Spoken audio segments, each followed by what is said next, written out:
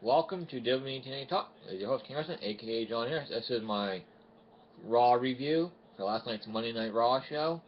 I thought Raw was pretty good. You know, had some good stuff. I could done without Cinco de Mayo celebration. It was kind of pointless, but anyway. Let's start with the 20 million over the top rope battle royal for the United States Championship. Dean Ambrose had to defend his title in a 20 million over the top rope battle royal. Triple H made the match, abusing his power even more. He has vendetta against the Shield right now, so he's trying to screw the Shield as much as possible. This was a pretty good over the top rope battle royal. It came down to Sheamus and Ambrose. After Ambrose eliminated Swagger, Sheamus hit the bro kick on Dean Ambrose, knocking him out pretty much. He just tossed him over the top rope. Just tossed him over the top rope. And Sheamus won and became the new United States Champion. And he started his heel turn on Raw as well in the interview. Renee asked him if he had any words for Dean Ambrose, the former champion, defending his title in 20-man battle royal.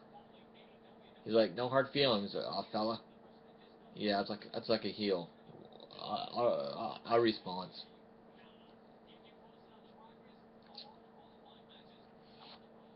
So it is what it is. But yeah, Sheamus won the Battle Royal, won the United States title, so I'm new U.S. champion for the first time in a long time. Ambrose had the title for 351 days. That's a new record. He didn't defend it too often. He defended it here and there. Yeah, he could have defended it more, made it more important, but he was part of the Shield, so they didn't try to make the Shield the important part, but yeah. Will Sheamus keep it for a while? Who knows? Possibly. Depends what they want to do with Sheamus, but first good match. I liked it. There was no Divas match tonight, which I thought was odd and weird, but it is what it is. After the match, Triple H came out and announced that the Shield would be in action in the main event against the Wyatt family, a 6-man tag. So they had backstage segments with Daniel Bryan and Brie Bella all night, where they were in the locker room, and Stephanie came in, said, "Stay in the locker room. We'll get your car." Pulled into the parking lot. You have a match tonight. Then when they did get into the car, they finally were gonna leave. Stephanie bangs on the window again. And says that you can't leave until you have your match. Your match is next. Bad News Barrett defended the Intercontinental Championship against Big E in a rematch to blow this feud off. And I don't know where they'll go, who next to challenge Bad News Barrett for the Intercontinental title. Don't know. But this was a good match with these two. Another good match with these two, with Big E. Big E and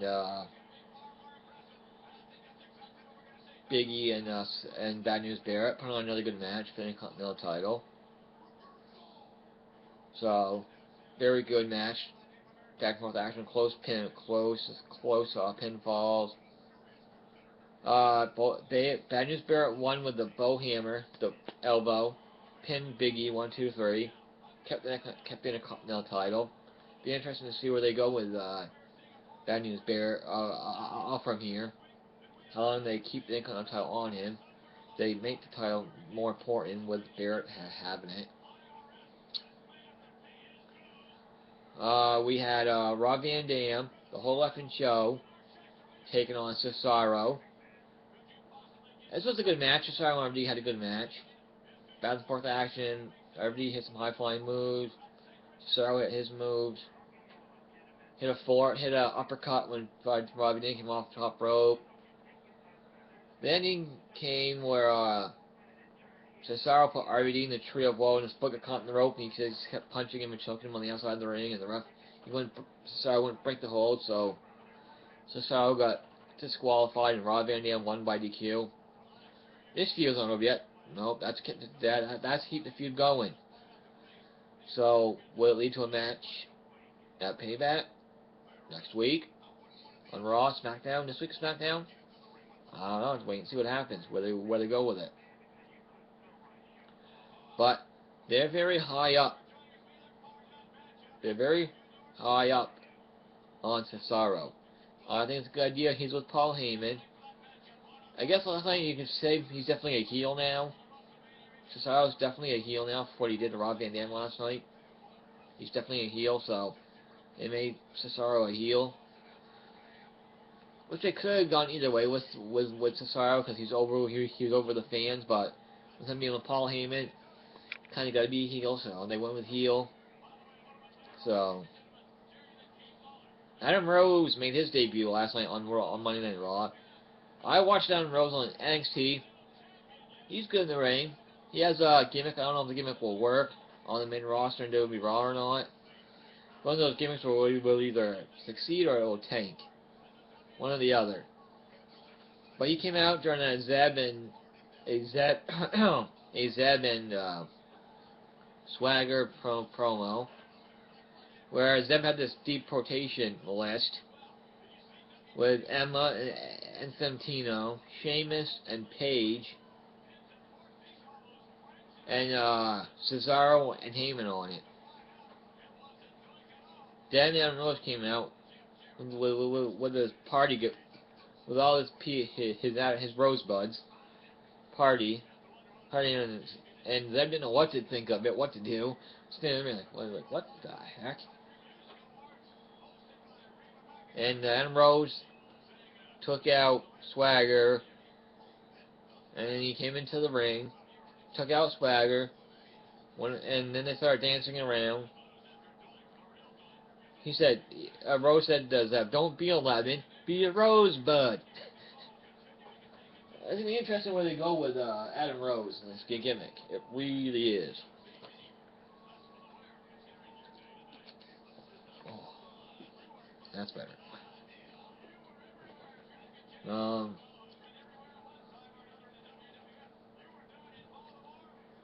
We have Daniel Bryan take on Del Rio.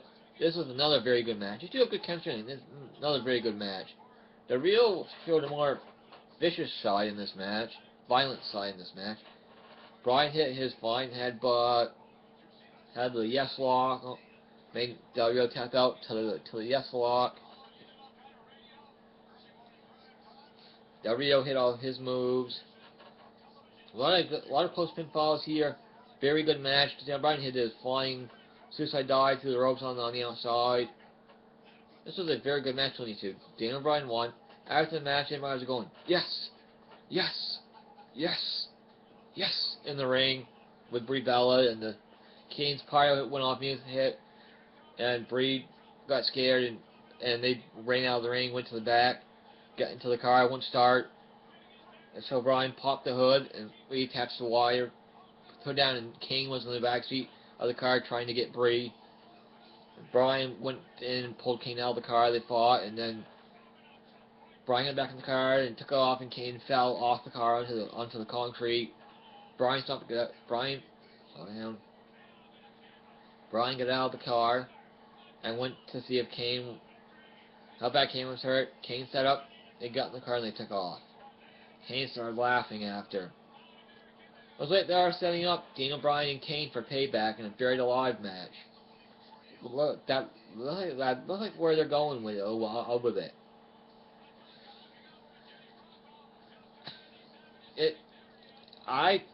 Honestly, I'd be cool with that, because we haven't seen a Buried Alive match in a really long time, so it'd be cool to see another Buried Alive match. I don't know what it means for Kane, though, when he gets buried alive. What's that going to do to him? Because he's just put the mask back on, which they should have kept on him in the first place. They should have took it off when he joined the Authority. That didn't work at all. They made a smart move putting the mask back on Kane. Let's hope it's a full-time return all with the mask. Maybe it's to give Kane some time off after Payback. I don't know. Let's have to wait and see what happens. Next, Bray Wyatt kind of came out and cut a really good promo about Extreme Rules, about John Cena, about why he's doing what he's doing, how he's doing it for all the fans, how he's doing it for all the people who aren't as pretty as other people, who aren't as popular as the other people, doing it for people who aren't, and he's doing it for all the kids, and he said he wants to burn the USA to the ground and rebuild it with his image. And he said everybody will see him as what he truly is, a god. And he starts singing, he's got the whole world in his hands. He's got the whole world in his hands. He's got the whole wide world in his hands. And that was it.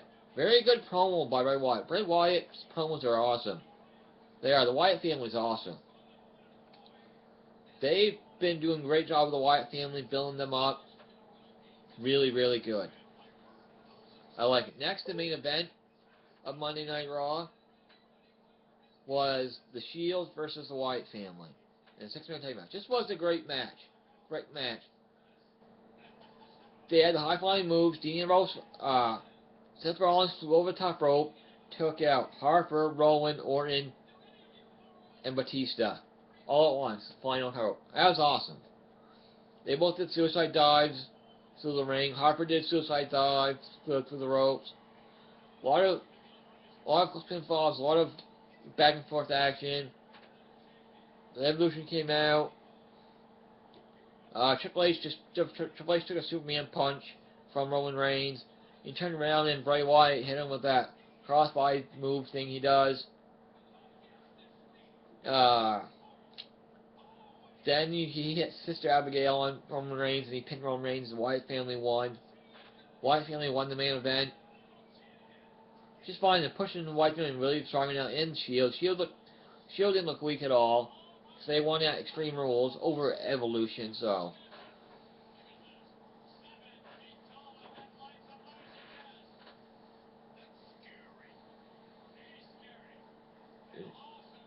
Intercontinental Champion. And after the match, Evolution and the Shield went at it. And the Evolution kicked the Shield's ass. They really did. They kicked the Shield's ass. They really did. They kicked the Shield's ass. They demolished the Shield last night. They did the triple powerbomb to Roman Reigns to end it. They called that Evolution Justice, and that was that. They're looks like it's gonna be the Shield versus Evolution at Payback again, because Batista was a little whiny bitch and turned down a match with Daniel Bryan at Payback for the WWE World Heavyweight Championship. Because Batista's leaving WWE after Payback to go promote his movie, which is coming out sometime in July or August. But he'll be back in time for SummerSlam. And he'll be a part of SummerSlam, so I don't see what happens there. I don't know. Because Batista screwed up all the plans for Payback. So they had to switch all the plans around. Go with rematches of Daniel Bryan and Kane, and Evolution and the Shield. So now my final thought is going to be about where I think they're going with Daniel Bryan and where they need to do with Daniel. I love that Daniel Bryan's in the WWE World Championship. They finally gave him the title, gave him run with the ball. So far, so good. But it depends where they go with Daniel Bryan now, going forward. How they book him from now on. Whether they see him as long-term champion or not. There's been rumors that Brock Lesnar versus Daniel Bryan at SummerSlam. But that could change at any time. There's also was talk of Batista and Lesnar at SummerSlam, so, it is what it is. You're going to believe what you're going to believe. So, hopefully they continue to push Daniel Bryan, the top main event guy, and not, push him down too soon. Let him run with the ball. Let him see how far he can really go, how big he can really get. So I hope he is. Hope they give him the main event, pushing him a good long title reign because he deserves it. Eventually, Cena will be back in the title picture again. So will Orton and Batista, and they're also pushing young guys. I'm hoping they do Bray Wyatt and Daniel Bryan, or Daniel Bryan and Wade Barrett, or Daniel Bryan and Cesaro in title matches. But those would be good matches and good way to push the younger guys. But let's wait and see what happens there. But overall, I thought Raw was very good. I gave Raw a B+. Very good Raw last night. I liked it. Hopefully they keep going. I don't think the rating will go up this week. They had a stiff competition with NBA playoffs and Dancing with the Stars and the other stuff. So let's see what the rating is. But this has been WWE TNA Talk, my Raw review. Thank you for listening. See you next time.